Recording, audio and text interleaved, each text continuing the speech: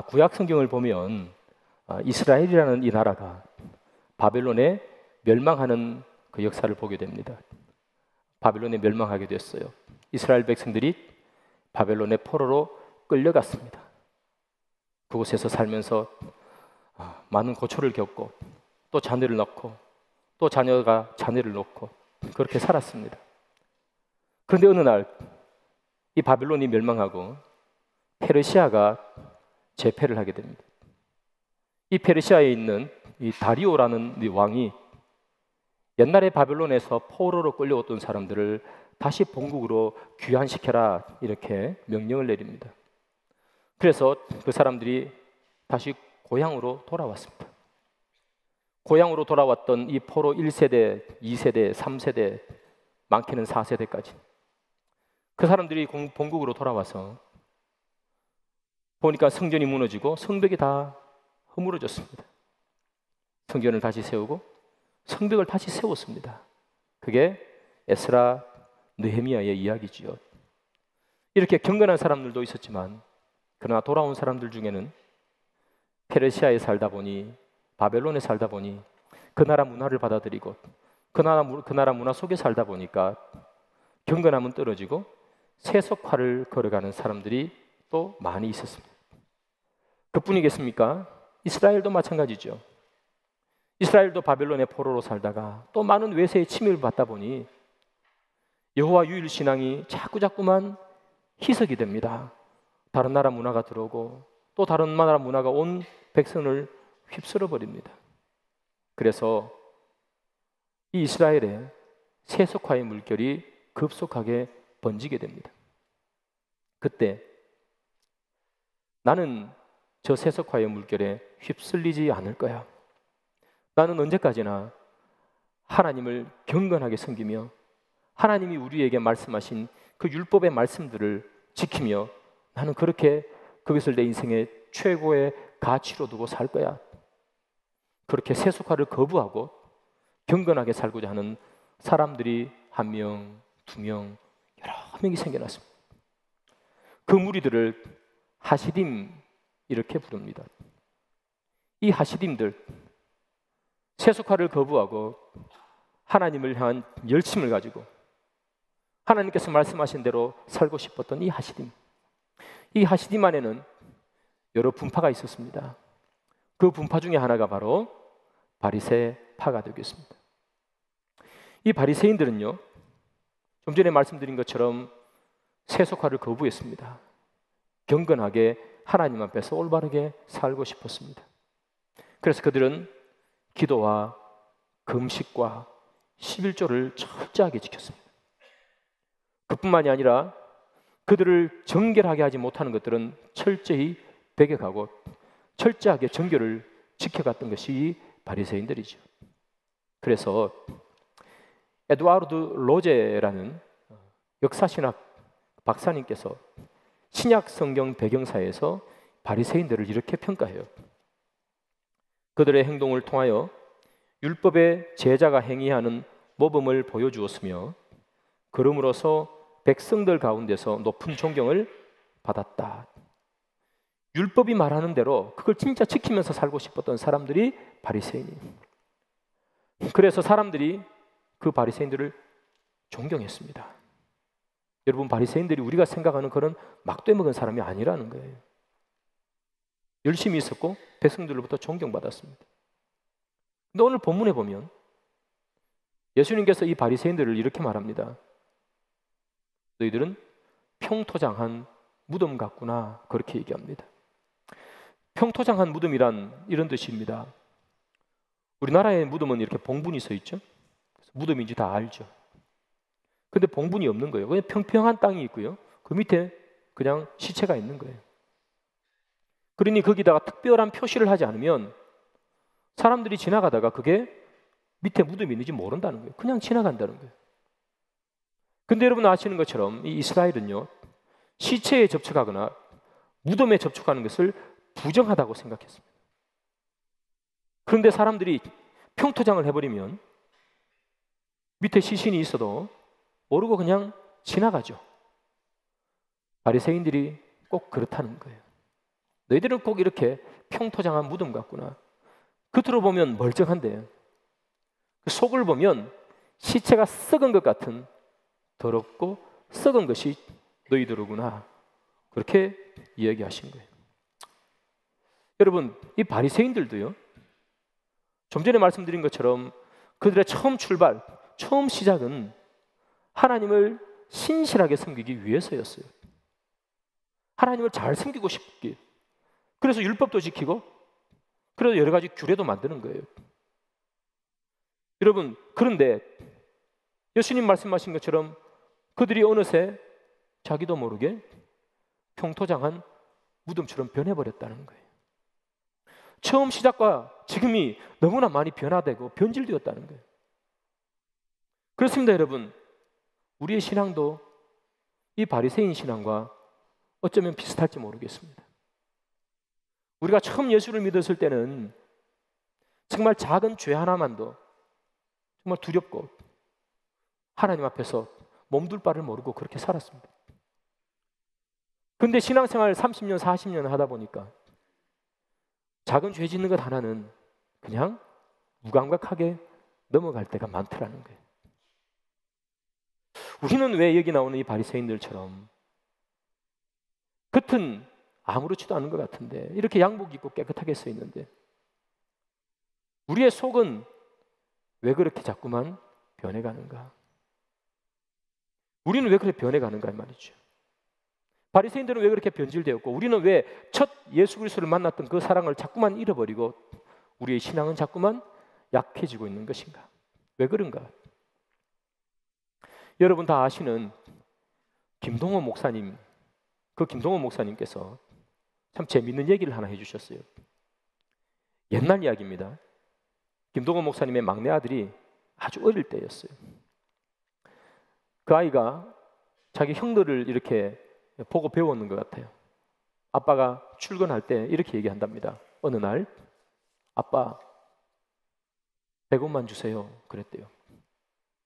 걔가 뭐 100원 알고 했겠습니까? 100원만 주세요. 그래서 목사님 너무 귀여워가지고 그때만 해도 동전이 많았잖아요. 100원을 빼서 이렇게 줬대요. 100원을 받고 좋아하더래요. 그리고 어느 날이 또 얘기하더래요. 출근하셨는데 아빠 100원만. 목사님이 귀여워서 100원 달라 할 때마다 이렇게 100원씩 줬답니다. 근데 어느 날 그 아이가 또 아빠 100원만 주세요 그랬대요. 그래서 목사님께서 이 100원을 주려고 주머니를 뒤져봤는데 주머니에 100원이 없는 거예요. 500원짜리밖에 없더라는 거예요. 그래서 속으로 목사님이 이렇게 생각했대요. 야, 이놈의 자식 이 수지 맞았네. 그러면서 500원을 꺼내서 손에 쥐어주고 500원이야 이렇게 줬대요. 이 아이가 500원을 처음 보는 거예요. 500원을 이렇게 들고 보더니만 절로 던져버렸대요. 그러면서 하는 말이 이 말이에요. 아빠 100원만 주세요. 여러분 이 아이가 왜 500원짜리를 던져버렸을까요? 500원의 가치를 모르기 때문이죠. 500원의 가치를 모르면 500원 던지는 거예요. 그리고 자기가 가지고 있던 100원 꼭 잡고 못 놓는 것이 우리의 인생입니다. 여러분 꼭 잡고 있는 100원, 100원으로 살 수 있는 게 여러 것 있어요. 옛날만 해도 제 어릴 때만 해도 100원짜리 가지고요 학교 앞에서 떡볶이도 사 먹을 수 있었고요 눈깔 사탕도 사 먹을 수 있었고요 껌도 한 통 살 수 있었습니다. 껌도 그 안에 보면 얇게 만화까지 들어있던 껌이 있었습니다. 그것도 하나 살 수 있었습니다. 500원이면요 그보다 더 많은 거 살 수 있고 더 좋은 거 살 수 있죠. 그런데 500원의 가치를 모르니까 던져버리고 100원 가치 가지고 그거 가지고 그의 인생의 전부인 것처럼 들고 사는 것, 이게 어쩌면 우리 인생 아니겠어요? 바리새인들은 왜 복음을 거부할까? 바리새인들은 왜 예수를 거부할까요? 예수의 가치를 모르니죠. 그렇죠. 예수가 전하는 복음의 가치를 모르니 그들이 잡고 있는 율법, 그들의 조상으로부터 내려오는 전통, 규례, 이것이 그들의 온 세상인 것처럼 그거 붙들고 있는 거예요. 100원밖에 가치가 나가지 않는 그거 붙들고 예수의 복음의 가치를 모르니까 던져버리고 버려버리는 거예요. 그래서 변질되는 거예요. 여러분, 우리도 마찬가지 아니겠습니까? 우리는 왜 세상에 나가면 말씀대로 살지 못하고 늘 세상 앞에서 무릎을 꿇습니까? 세상에 나가보니 세상의 가치가 복음의 가치보다 더 크더라는 거예요. 세상에 나가보니 세상이 주는 이 돈의 가치가 눈에 보이지도 않고 만져지지도 않는 말씀이라는 가치보다 내 손에 잡혀지는 이 돈의 가치가 세상에서 더 크더라는 거예요. 그래서 우리가 세상에 나가면 늘 말씀을 모른 채 하고 뒤로 하고 던져버리고 세상의 가치 붙들고 사는 거죠. 세상도 여러분 다 헛되고 헛된 거 아닙니다. 세상에도 가치 있는 게 있겠죠. 그러나 이 세상의 가치가 100원이라면 복음의 가치면 아까 예를 들면 500원짜리 아니겠습니까? 그런데 우리가 세상에 살면서 복음의 소중함, 복음의 가치, 이것이 세상 내 눈에 보이는 돈의 가치, 내 자리와 위치의 가치보다 더 하지 못하니까 버리는 거 아니겠습니까? 여러분, 이러므로 우리가 조금씩 변질되는 거죠.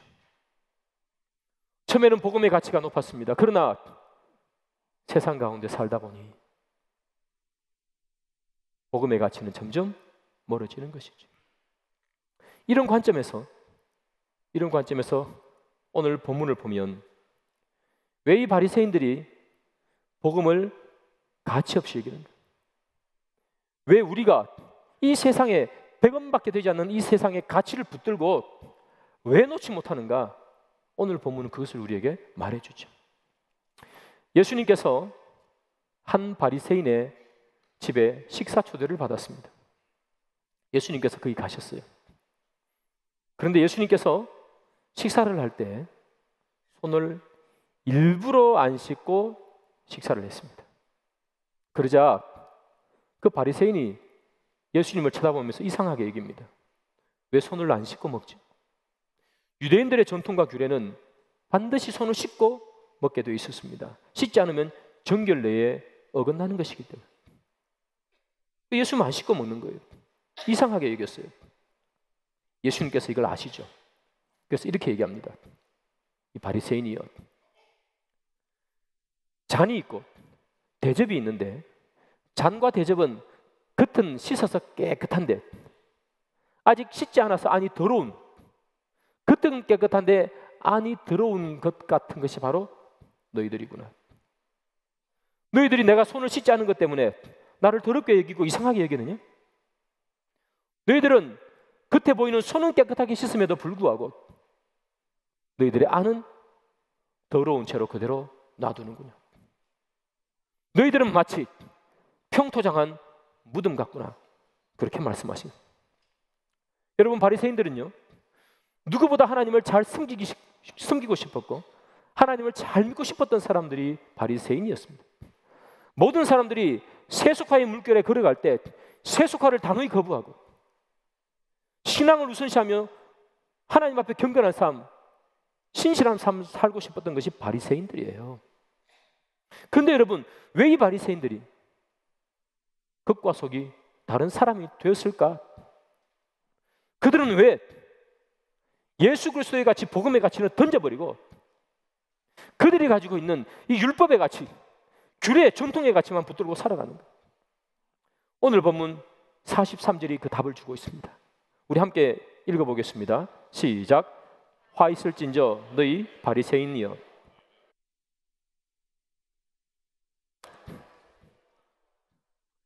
회당의 높은 자리와 사람들에게 문안받는 것을 기뻐하는 거예요.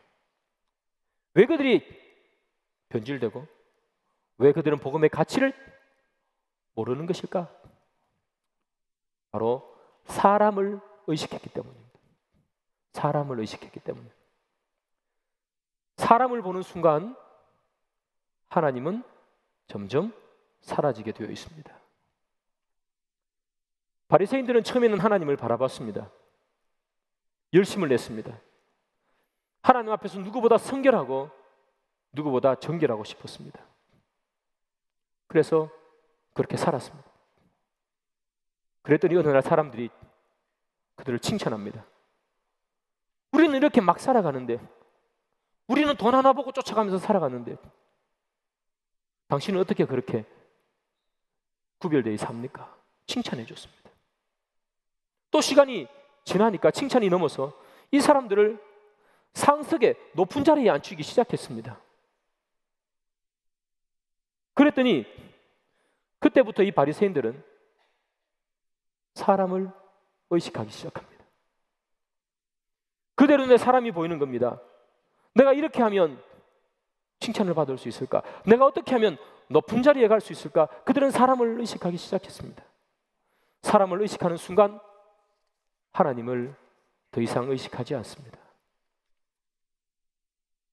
사람을 의식한다는 말은 무슨 말이겠습니까, 여러분? 사람을 의식한다는 말은 다른 말로 바꾸면 나 자신을 의식한다는 말입니다. 누가 나를 칭찬해 줄까?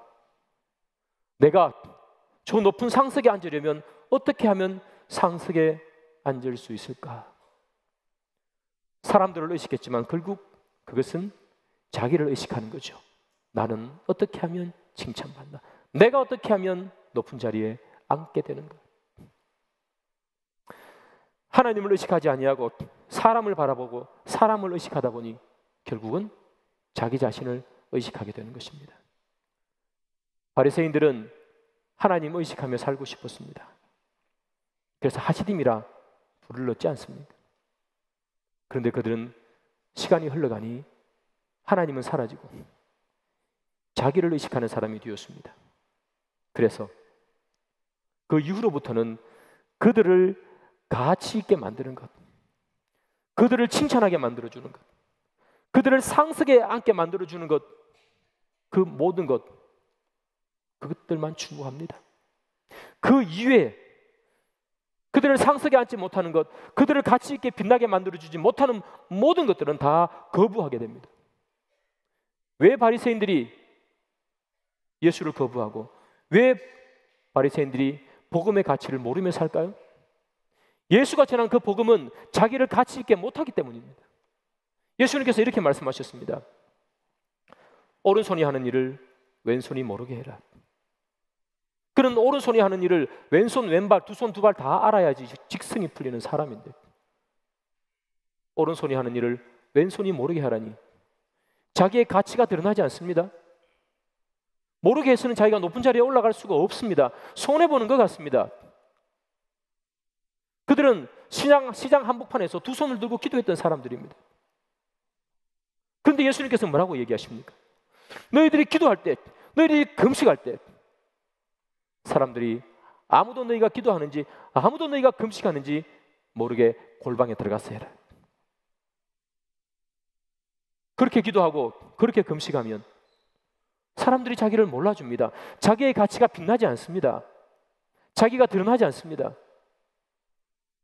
어느 날 이 사람들이 가늠하는 여인을 현장에서 잡아왔습니다. 죽여야 직성이 풀립니다. 어떻게 가늠을 할 수가 있어? 저렇게 부정한 여인은 죽여버려야 되겠다. 그 마음속에 뭐가 들어갑니까? 나는 저 여인 같지는 않아요. 그런데 예수님께서 뭐라고 얘기합니까? 죄 없는 자가 돌로 치라. 예수의 말씀, 예수가 전하는 그 말씀을 듣다 보면 자기가 드러나지 않습니다. 자기의 가치를 높일 수가 없고 예수님 말씀을 따라하면 상석에 앉을 수가 없습니다. 그래서 그들은 예수를 거부합니다. 복음도 거부합니다. 세상에서 사는 것이 소중합니다. 세상에 살다 보니 세상에 사는 것이 너무나 소중해서 복음보다 더 소중하게 되었습니다. 그것이 우리의 현재의 모습 아닐까요? 금방 깨끗해도 살 수 있는 세상 아니겠습니까? 겉도 더러운 사람이 얼마나 많습니까? 우리 이번에 국회의원 선거할 때 뭐 이당 저당 관계없이 나라를 이끌어가는 사람이라 하는데 그 추악한 죄를 지었던 그 얼마나 많은 사람들이 국회의원 하겠다고 나옵니까? 그런 사람들도 다 국회의원 하겠다고 나오는 판에 우리는 얼마나 이러면 깨끗합니까? 겉도 깨끗이 하는 사람들이 얼마나 많은데 겉만 깨끗한 것이 얼마나 대단합니까? 그래서 우리는 여러분 속을 깨끗이 하지 않고 사는 거예요. 세상에 겉도 안 깨끗한 사람들이 얼마나 많은데 이 정도면 괜찮지. 여러분 속을 깨끗이 하려니까 불편합니다. 속을 깨끗이 하려니까 때로는 귀찮습니다. 아무도 그렇게 안 하는데 속을 깨끗이 해봤자 나에게 아무런 이익이 떨어지는 것도 하나 없습니다. 그래서 우리는 이렇게 말하며 삽니다. 겉만 깨끗한 것도 얼마나 이렇게 못 사는 사람도 얼마나 많은데. 사랑하는 여러분, 주님이 우리에게 원하시는 것은 변화입니다. 그러나 우리는 변화가 아니라 변질의 삶을 살고 있는지 모르겠습니다. 딱 한자 틀립니다. 변화와 변질은 한 글자 차이입니다. 그럼에도 얼마나 다릅니까? 사도 바울은 예수를 믿고 변화되었습니다. 그를 가치 있게 만들 수 있는 모든 것을 다 배설물로 여겼습니다. 버려버렸습니다. 그리고 예수를 그의 가슴 속에 안고 삽니다. 변화입니다. 그러나 우리는 변화되지 못하고 변질되어 살지는 않습니까? 겉이 누가 보겠습니까? 겉은 볼도 속은 누가 보겠습니까? 사도 바울의 겉을 보십시오. 깨끗할까요? 폐장에 맞고 그냥 길거리에서 자기도 하고 돈도 없어 때로는 굶기도 하고 겉은 더럽지만 속은 정결하지 않습니까? 변화되었기 때문에. 그런데 우리는 겉은 너무나 깨끗한데 우리가 늘 사람을 의식하고 늘 나를 의식하고 하나님을 의식하지 않다 보니 우리는 겉은 깨끗한데 속은 더러운 자가 되었는지도 모르겠습니다. 주님께서 이렇게 말씀하십니다. 나는 사람의 중심을 보느니라. 사랑하는 여러분, 가능하면 겉도 깨끗한 게 좋겠죠. 그러나 하나님 우리에게 원하시는 것은 속이 정결하기를 원하십니다. 우리의 이 더럽고 추악한 영, 마치 평토장한 무덤 같은 우리의 부족함이 예수 그리스도의 성령으로 말미암아 새롭게 창조되어서 정한 영이 우리 가운데 임하기를 주님 원하시는 겁니다.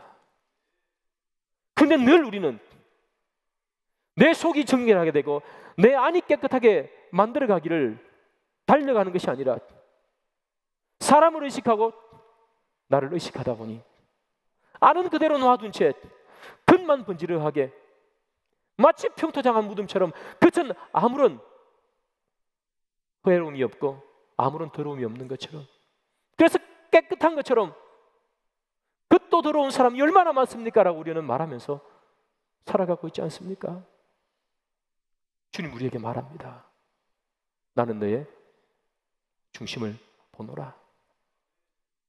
사랑하는 여러분, 이 바리새인들은 겉만 번지르하게 살았습니다. 1년, 2년, 3년. 속은 썩은 듯 그대로 두고 겉만 번지르하게 살면, 그리고 그것이 익숙해지면, 그렇게 되면 어떻게 될까요? 여러분, 겉이 번지르한 게 시간이 흘러서 익숙해져서 마치 내 살인 것처럼 그렇게 되어버리면 어떻게 되냐? 그때는 여러분, 자기의 그런 삶이 변질이 되어진 삶인지 모르게 됩니다. 그게 맞는 삶처럼 여깁니다.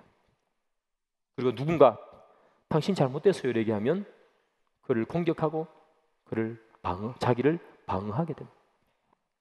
여러분, 오늘 본문에도 똑같이 나타납니다. 예수님께서 바리새인들에게 너희들은 평토장한 무덤 같다 얘기했죠. 그러니 이 바리새인들이 뭐라고 얘기합니까? 45절에 우리를 왜 모욕합니까? 그렇게 얘기합니다. 따진 거예요. 왜 우리 모욕해요? 따졌습니다. 그런데 예수님께서 예수님의 주장을 굽히지 않아요. 그러면서 계속 그들의 이 이중성, 외식함을 공격했습니다. 그러니 그들이 53절에 이렇게 얘기합니다. 거세게 달려들었다. 거세게 달려든 거예요. 거세게 달려들었다는 게 뭡니까? 막 달려들어서 이렇게 멱살 잡고 치고 싶었다는 그런 얘기 아니겠습니까? 달려드는 거예요. 그리고 54절에 이렇게 기록해요. 그 입에서 나오는 말을 책 잡고자 노리고 있더라.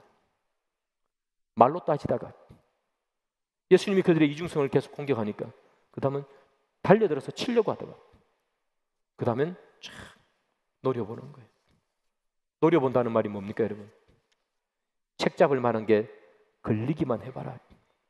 내가 너를 붙잡아 가서 가만두지 않으리라. 그래서 그들은 예수님을 십자가에 죽여버리지 않습니까? 이 말이 뭡니까? 따지고 달려들고 책 잡으러 노려보고 네가 틀렸다는 것, 내가 맞다는 것. 왜 공격하냐? 너가 틀렸어, 나는 맞아. 여러분, 우리의 신앙이 얼마나 변질됐는지 잘 모르겠습니다. 우리의 신앙이 얼마나 약화되었습니까? 제가 처음 목사 안수 받을 때 다짐했던 다짐들이 있습니다. 그 다짐을 지금도 그대로 생생하게 기억하는데 그 다짐대로 사는가 하면 그렇지 않죠. 여러분들이 처음 예수를 믿을 때 나는 예수님 앞에서 이렇게 살 거야, 정결하게 살 거야. 그래서 그때는 정말 작은 죄 하나만 지어도 가슴이 뛰고 작은 죄 하나에 울고, 그런데 시간이 30년 40년 지나다 보니까 그런 죄 하나쯤은 인생 살다 보면 누구나 하는 것, 무덤덤하게 넘어가 버리는 우리가 아니겠습니까? 그러면서 누군가 우리에게 당신의 신앙이 잘못된 것 같아요, 고쳐야 될 것 같아요 라고 얘기하면 우리는 사납게 방하고 따지고 거세게 달려들며 이렇게 얘기합니다. 당신이나 똑바로 사세요. 당신도 제대로 똑바로 못 살면서 왜 남을 가르치려고 해? 네 신앙이나 똑바로 지켜. 우리는 그렇게 우리를 방어하고 있는지도 모르겠습니다.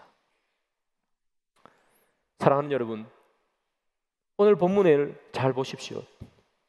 예수님께서 바리새인들의 죄 지은 것을 나무라지 않습니다. 바리새인들의 위선을 나무라는 거예요. 죄 지은 척하는 것을 나무랍니다. 여러분, 예수님께서는 불신자를 나무라는 게 아니라 위선자를 나무라고 있다는 사실이에요. 하나님은 불신자를 보면 슬픈 눈물을 흘리십니다. 예수 믿어야 될 텐데, 복음을 알아야 될 텐데. 죄를 지은 사람, 그래서 마음 아파 애통하는 사람에게는 하나님께서 기뻐서 그들을 안아주세요. 내가 네 죄를 용서했노라. 그러나 죄 짓지 않은 척하는 사람, 위선자들, 그래서 그들이 변질된지도 모르고 그것이 죄가 아닌 것처럼 살아가는, 변화받아야 되는데 변질되어 살아가는 그들을 향해 예수님은 가차없는 심판의 말씀을 던지는 거예요. 오늘 49절에 말하잖아요. 너희 조상들을 보라. 너희 조상들은 그들의 위선을 공격했던, 그들의 위선을 가감하게 말했던 선지자들을 몽땅 죽여버리지 않냐? 너희들의 위선을 막기 위해서 선지자들을 다 죽여버렸지 않느냐? 너희들도 똑같지 않느냐? 사랑하는 여러분, 이들이 왜 이렇게 됐을까요? 그들은 분명 열심을 품고 신앙생활을 했던 하시림들인데 그들은 왜 평토장 같은 그런 사람들이 되어버렸고, 그들은 왜 그들의 잘못을 지적하는 사람들까지도 죽여버리는 그들의 조상 같은 사람들이 되어버렸을까? 우리는 왜 처음 예수 믿었을 때의 그 첫사랑은 어딘가인데 다 사라져버리고, 우리는 지금 죄에 무감각해지고 이 세상의 가치를 우선하며 살고 되었는가? 왜 그렇게 되었는가? 다름 아니죠.